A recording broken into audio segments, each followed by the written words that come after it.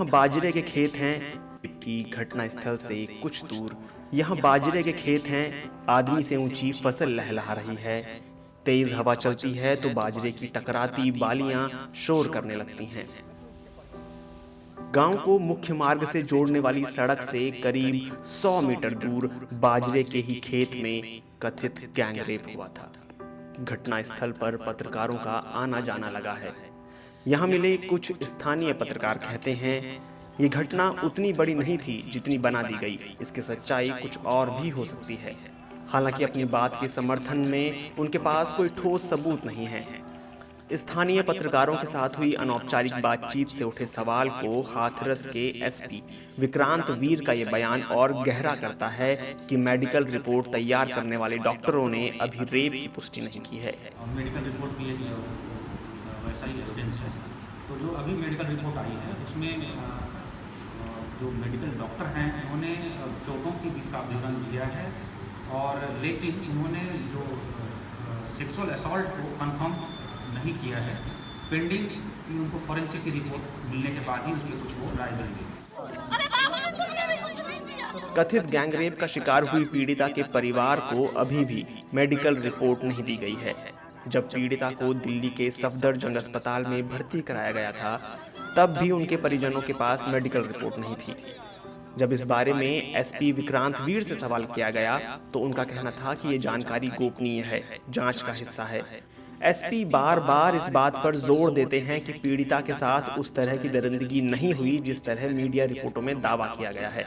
वो कहते हैं उनकी जीभ नहीं काटी गई थी, रीढ़ की हड्डी भी नहीं टूटी थी, गले पर दबाव बढ़ने की वजह से उनकी गले की हड्डी टूटी थी जिससे नर्वस सिस्टम प्रभावित हुआ था।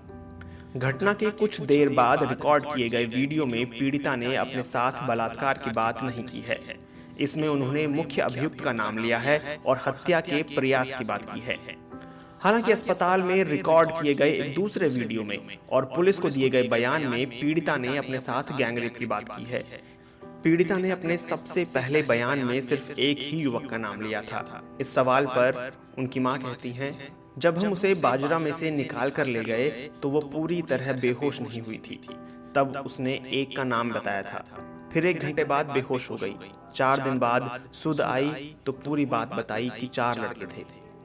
सफदरजंग अस्पताल ने पीड़िता की जो ऑटोप्सी रिपोर्ट जारी की है उसमें मौत का कारण गले के पास रीढ़ की हड्डी में गहरी चोट और उसके बाद हुई दिक्कतों को बताया गया है। रिपोर्ट में कहा गया है कि उसके गले को दबाए जाने के निशान हैं।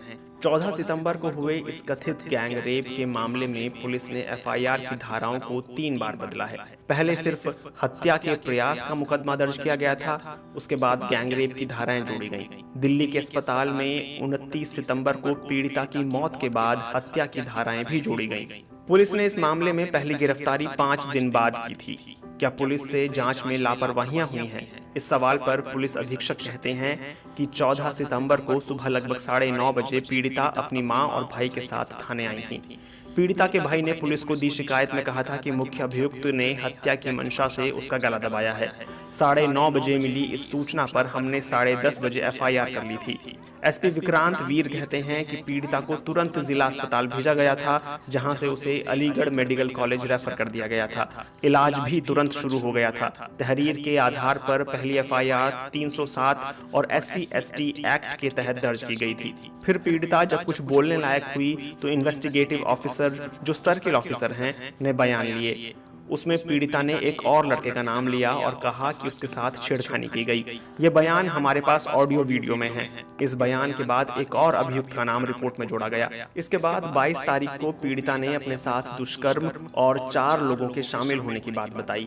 जब उससे पूछा गया कि पहले उसने 2 लोगों के नाम क्यों लिए थे और छेड़खानी की बात क्यों बताई थी, तो उसने कहा कि इससे पहले उसे कुछ होश नहीं था। पीड़िता के इस बयान के बाद हमने 376D यानी गैंग रेप की धारा जोड़ी और अभियुक्तों की गिरफ्तारी के लिए टीमें गठित कर दी। जल्दी ही बाकी तीनों अभियुक्तों को भी गिरफ्तार कर लिया गया और जेल भेज दिया गया। पुलिस ने मंगलवार देर रात पीड़िता का अंतिम संस्कार भी कर दिया था। परिजनों का आरोप है कि उन्हें घर में बंद करके जबरदस्ती अंतिम संस्कार किया गया। हालांकि पुलिस का कहना है कि परिजनों की मौजूदगी में अंतिम संस्कार हुआ। इस तरह रात के अंधेरे में जबरदस्ती किए गए अंतिम संस्कार के बाद परिजनों और दलित समुदाय का गुस्सा और ज्यादा भड़क गया। कुछ लोग इसे पीड़िता का दूसरा बलात्कार बता रहे थे। आक्रोशित लोगों का कहना था कि पुलिस ने इस तरह अंतिम संस्कार करके दोबारा पोस्टमार्टम की संभावनाओं को खत्म कर दिया है। पीड़िता के घर से अभियुक्तों का घर बहुत दूर नहीं है। एक बड़े संयुक्त घर में 3 अभियुक्तों के परिवार रहते हैं। एक अभियुक्त 32 साल का है और 3 बच्चों का पिता है। दूसरा 28 साल का है और उसके 2 बच्चे हैं। बाकी 2 अभियुक्तों की उम्र 20 साल के आसपास है। उनकी शादी नहीं हुई है। राष्ट्रीय राजधानी दिल्ली से करीब 160 किलोमीटर दूर बसे इस गांव में अधिकतर ठाकुर और ब्राह्मण परिवार रहते हैं। दलितों के करीब दर्जन भर घर हैं जो आसपास ही हैं। दलितों और गांव के बाकी लोगों के बीच सीधा संबंध नजर नहीं आता। पुलिस ने गांव पहुंचने के सभी रास्तों पर बैरिकेडिंग की है। अधिकतर लोगों को बाहर ही रोका जा रहा है। पत्रकारों को भी पैदल ही गांव जाने दिया जा रहा है। सरकार ने अब इस घटना की जांच के लिए 3 सदस्यों की स्पेशल इन्वेस्टिगेटिव टीम का गठन कर दिया है, जो बुधवार शाम हाथरस पहुंच गई। अब गांव की सीमाओं को मीडिया समेत बाकी सभी के लिए सील कर दिया गया है। एसआईटी ने अपनी जांच शुरू कर दी है। 1 हफ्ते बाद एसआईटी को अपनी रिपोर्ट सौंपनी है। इसी एसआईटी की जांच रिपोर्ट से घटना का पूरा सच पता चलने की उम्मीद है। घटना का सच जो भी है, इससे शायद अब बहुत ज्यादा फर्क नहीं पड़ेगा। दलित समुदाय का गुस्सा इस घटना के बाद भड़का हुआ है। उसे अब थामना बहुत आसान नहीं होगा।